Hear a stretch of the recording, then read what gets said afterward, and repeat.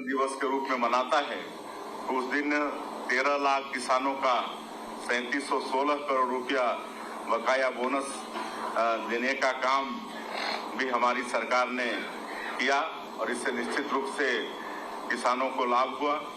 उसी तरह से हम लोग का वादा था कि हम लोग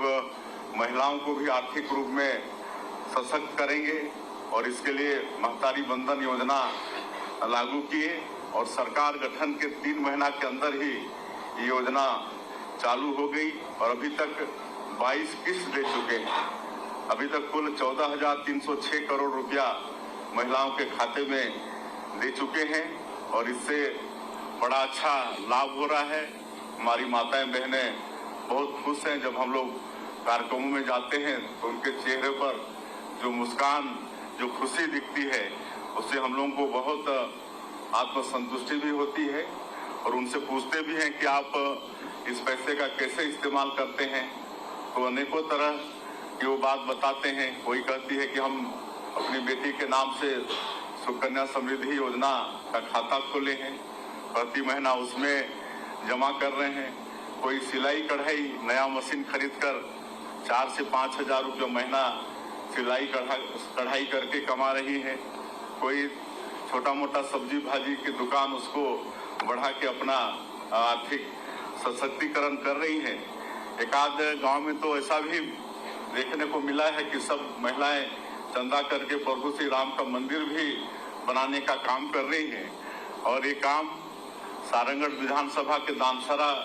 गांव में हो रहा है। वहां की माताएं हमसे आके मिल भी चुकी हैं और तेंदुपत्ता, जो कि विशेषकर हमारा सरगुजा और बस्तर संभाग में और जनजाति समाज के लोगों के लिए एक आजीविका बड़ा साधन होता है और तेंदुपत्ता को हरा सोना भी कहा जाता है। तो तेंदुपत्ता का कीमत भी 4,000 मानक बोरा से बढ़ा के 5,500 मानक बोरा किए हैं। लाख परिवार तेंदुपत्ता है और चरण पादुका योजना जो बंद हो गया था उसको किए हैं, कहे कि ये तेंदुपत्ता तोड़ने का काम गर्मी के दिनों में होता है और पैरों में चप्पल जूते नहीं होते, आटा खूंटी गड़ने से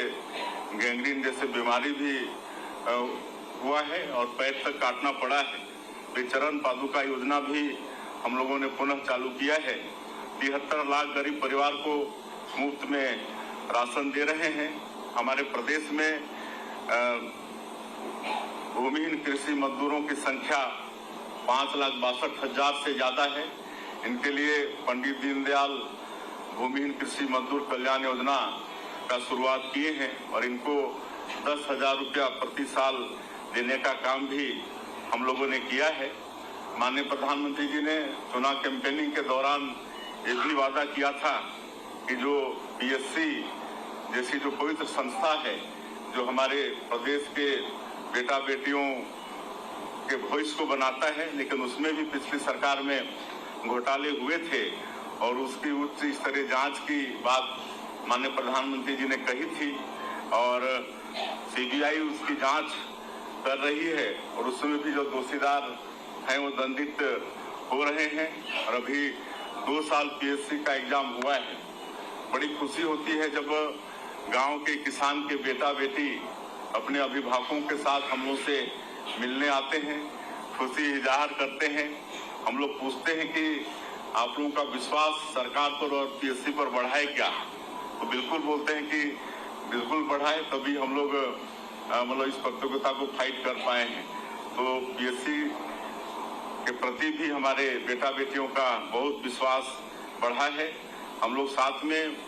नौकरी की भर्ती में भी 5 साल का छूट दिए हैं और छत्तीसगढ़ वैसे बहुत समृद्ध प्रदेश है, खनिज संपदा से भरपूर है, वन संपदा भी है, सैकड़ों तरह के फॉरेस्ट प्रोड्यूस हैं, यहाँ की मिट्टी भी उर्वरा शक्ति से भरपूर है, मेहनत कश किसान हैं और छत्तीसगढ़ के लोगों के लिए देश में कहा जाता है कि छत्तीसगढ़िया सबले बढ़िया। तो लेकिन छत्तीसगढ़ इतना समृद्ध होते हुए भी विकास में एक बहुत बड़ा बाधक ये नक्सलवाद था लेकिन आप सब लोग और आज पूरा देश वाकिफ है कि 2 साल में डबल इंजन की सरकार के कारण और हमारे माननीय प्रधानमंत्री जी और माननीय केंद्रीय गृह मंत्री जी की दृढ़ इच्छा शक्ति के कारण आज हमारे यहाँ के जवान, सुरक्षा बल के जवान बहुत मुस्तैदी के साथ, साहस के साथ नक्सलवाद के खिलाफ में लड़ाई लड़ रहे हैं। उनके साहस को भी हम नमन करते हैं और माननीय